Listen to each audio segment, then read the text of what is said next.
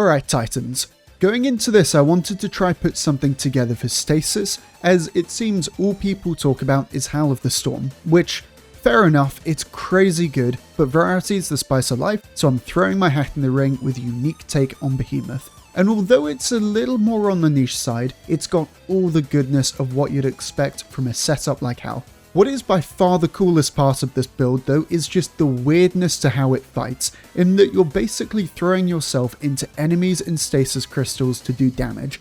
Kinda like how T-Crash turns you into a missile, which you then pilot into enemies, you, as in yourself the John Guardian, have the gameplay loop of body slamming into crystals and enemies. It's odd but weirdly satisfying to pull off. Let's get into it.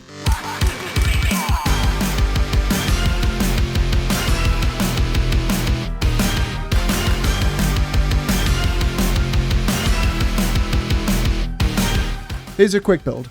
Tectonic Harvest, Cryoclasm, Glacier Grenade, Shiver Strike, Rally Barricade. Fragments of Whisper of Conduction, Refraction, Rime, Shards, and Torment.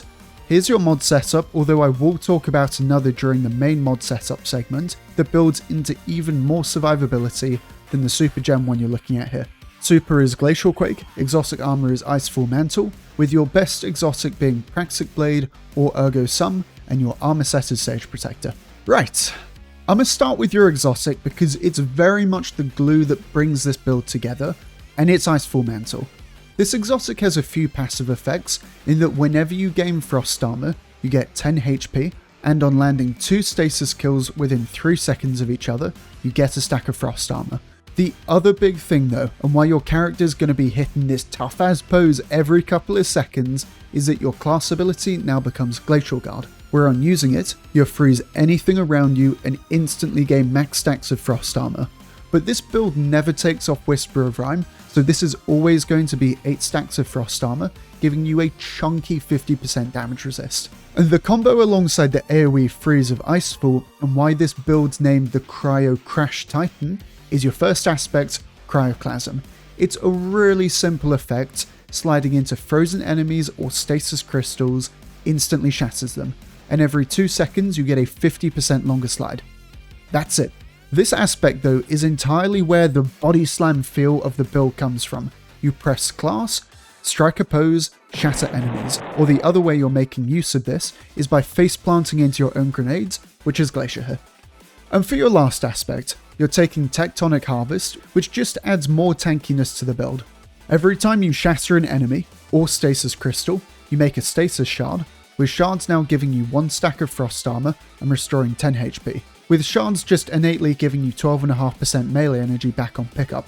Between this and Icefall Mantle, every shard you make now gives 20 HP, with Glacier also being a surprisingly good survivability tool, in that hiding inside of it is 5 stasis shards, so kind of think of this grenade also like a 100 HP heal.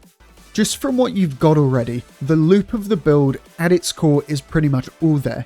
You go in, you use your class and grenade, and you slide into them, and you get loads of Frost Armor, healing, and melee energy from shards. What then brings all of this build together is your Armour Set, which is just going to let you do that combo I mentioned a second ago a lot more often. You go from a grenade and class ability every sometimes to literally every few seconds. And that is thanks to Sage Protector's 2 and 4 piece, which is what you're going to want here. With the 2 piece, landing sword hit gives 3% chunks of grenade and class ability energy, and the 4 piece makes it so that when blocking for just over a second, then landing a hit, you get 10% increased sword damage, 100% increased sword lunge range, and the part that we really care about, doubled ability energy from the 2 piece, with all of these effects lasting for 7 seconds, kind of removing all the jargon from them. Block, sword hit, grenade and class spam. But genuinely, the things you can do whilst you've got Sage Protector active, my god. You have an instant full heal panic button every few seconds that also CCs enemies, and with all the freezing and shatters you get from Glacier Grenade and Glacial Guard, you'll just be getting a steady trickle of stasis shards for more healing. On top of the fact that every single button you press in this build is also going to be turning into AoE, which means this build can blow up groups of adds really well. I'll put money where my mouth is and happily go on record saying that this is survivability as good as Strongholds. When you get into the flow of using Sage Protector well, alongside all your other abilities, yeah, you are tough to kill. With the pro of this build being that you don't have to hold block the entire time, you really do get to be in the face of whatever you're fighting and be playing aggressively. For the other parts of the kit, your melee you have no choice over, it's got to be Shiver Strike, and Barricade should be Rally. For Fragments, you're going to take Conduction, Refraction, Rime, Shards, and Torment. Right, I'm jumping in from the future because I yapped about Fragments for way too long, when the whole thing can really be boiled down to these give more grenade energy, this gives more class energy, more Frost Armor stacks for a longer duration, Stasis Shards fly towards you. There you go, save you a couple minutes of me rambling about Fragments, so back to me from before. There is flexibility in this list in Shards and Torment. It's really up to you though how you want to tweak this Fragment setup. I just like having the extra regen not be solely tied to Sage Protector. Right, speeding through. For your playstyle, this build is aggressive. The name the CryoCrash Titan is very on the nose. You are literally crashing into things. That is the gameplay loop. You throw a glacier grenade, you slide into it. You use your class. You body swerve into any frozen enemies. You were very much like the fourth weapon in your build, in that you were just throwing yourself into things. Nice thing though, for being aggressive and playing around Sage Protector, you get more abilities with all of them just feeding back into your survivability. Glacier Grenade from Whisperer Shards, Torment and Sage Protector will have extremely short cooldowns. Your class ability is going to be an instant heal and also max Frost Armor stacks, plus any enemies you freeze and then shatter from it will make shards, which just means more healing in DR. All of this ability spam allows for a ridiculously tanky playstyle, and not one part of it needs kills in order to get going, so you can be sitting under bosses and get pretty much the same survivability that you get from fighting in ad-dense areas, and this build can sit under bosses. The most dangerous one you can think of in the game, it's probably just going to be chilling right next to. I know for anyone who's played Stasis Titan with Howl of the Storm, you will be entirely unsurprised by the fact that the build has got good survivability, but with this version specifically, it pushes that survivability ridiculously high. For the best swords that enable stupid amounts of ability regen and the ones I'd really recommend, Ergo-Sum or Praxic Blade. Praxic here is great in that the Impact Core's ability to freeze enemies means you've got another extremely consistent way to re-trigger Glacial Harvest, plus with Hyperblade it's also amplified, and just in general the thing's got great damage and anti-barrier. With Ergo though, because of how good its perks are at triggering Sage Protector, and having the choice of frames that can land a lot of hits like Vortex, the thing prints abilities out, while still keeping up some great damage. And unlike Praxic, where you really have to commit to the 3 light attacks in heavy to get the full damage and ability regen, with Ergo, it's just heavy attack, grenade, class, rinse and repeat. This sword's also got the added bonus of being able to give you a ranged way to trigger Sage Protector and having access to caster frame rolls, meaning this build isn't just bound to close range fights. Admittedly, that's where it does its best work, but for those flying bosses, you're not completely helpless against them. For your other weapons, I'd highly recommend just anything that can hit crits and fire off at longer ranges.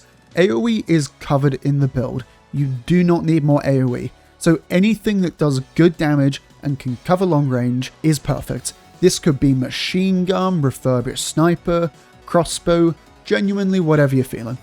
For your stats, this build is extremely flexible in that about any stat combo, so long as it's got some good investment in grenade and class, will work. I've ran this build with good across the board stats, full gunner armor, full grenadier, whatever way you want to do it, it'll work. If you're wanting a borderline unkillable setup, you can go for full specialist and spec into as high class stat as possible. The overshield that high class stat gives is 40 HP, although this overshield is also affected by your other damage resist in the build, which will always be at least 50% from Frost Armor, and sometimes an extra 15% from Amplified from Praxic Blade with Hyperblade. This build doesn't need more survivability, it's already an absolute unit, but with high class it just pushes it to an even higher level and lets you get into some of the most ridiculous spots and get away with it. And from stats to mods, There's 3 ways I like to run this, which are these. The core of each mod setup though revolves around using Elemental Charge, which progresses a counter by 25% for each Stasis shard you pick up, and at 100, so 4 Stasis shards, you get an Armor Charge. This build makes a load of Stasis shards, so you're being fed constant armor charges, and even if it's not as dense, Glacier by itself makes 5 Stasis shards, so you can sustain armor charges, even just against something like a single boss, because of how efficient Sage Protector, Shards, and Torment is at giving grenade energy. Where these setups differ though is in how they use these armor charges. The Special Finisher one focuses on keeping weapons fed steady ammo drops, and is my preferred version if I'm using an Ergo Sum, as those swords can be hungry for ammo. The Weapon Surge one is damage focused, with those 2 mods giving a 17% weapon damage boost. Just switch your surges up depending on what elements of gun you plan on using most in the build. Speaking of mods, if it's Renegades you can quickly skip ahead, otherwise you're going to be wanting these. The big thing at the minute is that you're able to get Devour in the build by using Void Overshield, but to be honest, the healing of this build is already so good that Devour in literally no way is needed. My preference is much more the damage and ammo mods in the artifact, which was everything I showed just before. And we're donezo! Vid is a little bit on the shorter side, but there's not that much complexity in the build, so not that much to talk about. All that said, I really hope you enjoy becoming pseudo-invincible and body slamming stuff. This build genuinely shrugs off damage better than most meta builds I've used. So yeah, pat myself on the back I guess for making something borderline unkillable. That is about it from me though, see ya!